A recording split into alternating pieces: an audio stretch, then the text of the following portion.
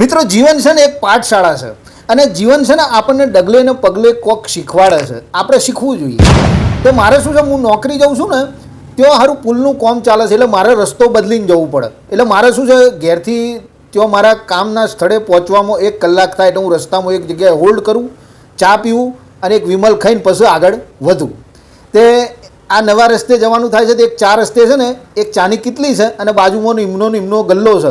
એટલે હું તો ચા પીવું, એક કાકા છે, અને પછી ત્યાં વિમલ ખાઈને આગળ વધું. 15 દાડાથી આ ક્રમ ચાલે છે. તે સારું ગઈકાલે શું થયું, હું ચા પીતો હતો ને, તે એક ભાઈ આવ્યો અને કાકાને કોક એને ચાનો હિસાબ હશે તે ગણ્યો કાકાએ, તે 6,369 રૂપિયા થયા.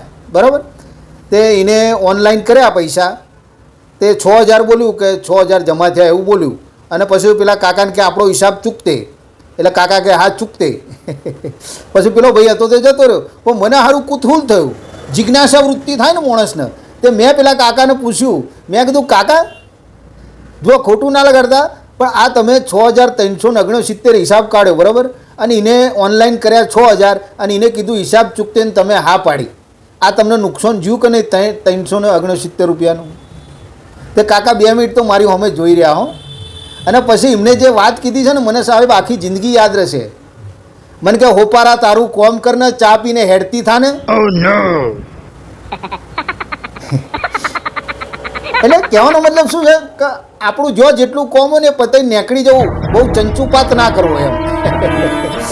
એટલે જીવન આપણને અવારનવાર ડગલે પગલે શીખવાડે છે, આપણે શીખવું જોઈએ એમ કહેવાનો મતલબ એ છે.